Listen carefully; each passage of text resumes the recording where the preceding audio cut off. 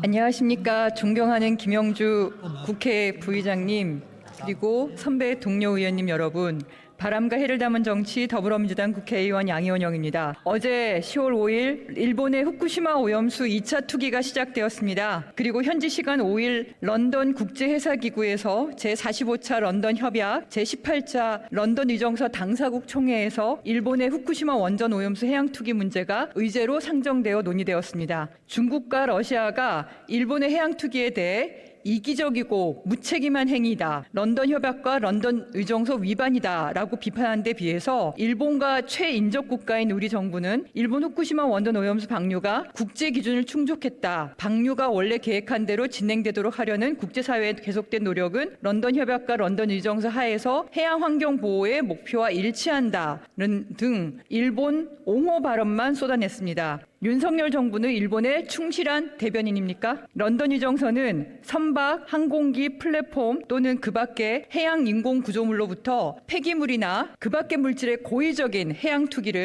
폐기를 투기로 규정하고 있습니다. 그리고 일체의 방사성 폐기물의 해양 투기를 금지하고 있습니다. 일본 정부는 자신들의 후쿠시마 오염수는 협약 위반이 아니라고 주장하고 있습니다. 육지 시설물인 원전에서 파이프라인을 연결해 배출하기 때문에 해양에서의 투기가 아니라 육지에서의 투기라고 강변하는 것입니다. 사람이 드나들 수 있는 1km의 시설물은 파이프라인이 아니라 해저 터널입니다. 해양에 속하는 해저 지하에 건설되는 터널을 통하여 오염수를 배출하는 것은 해양에서의 배출에 해당됩니다.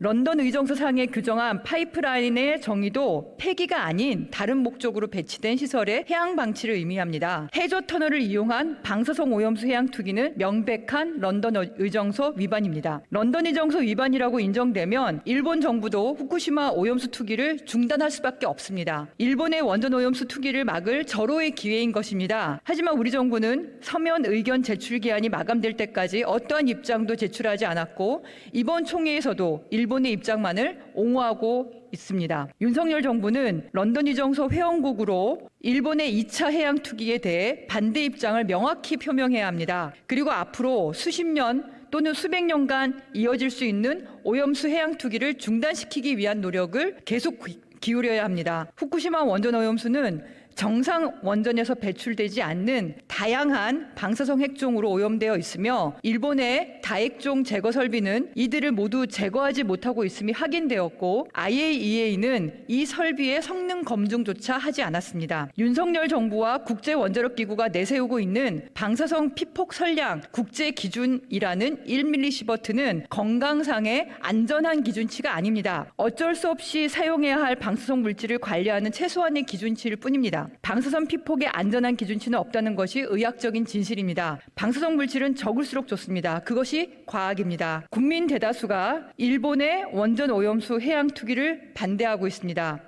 아무리 커피 한 잔과 바나나 하나에 방사성 물질이 후쿠시마 오염수보다 3~4배가 많다는 가짜뉴스를 혈세로 홍보해도 국민은 속지 않습니다. 이 정부의 동영상은 분명한 가짜뉴스입니다. 국민의 뜻을 도외시한 윤석열 정부는 끝내 국민들의 엄중한 심판을 받게 되리라는 점을 명심해야 할 것입니다.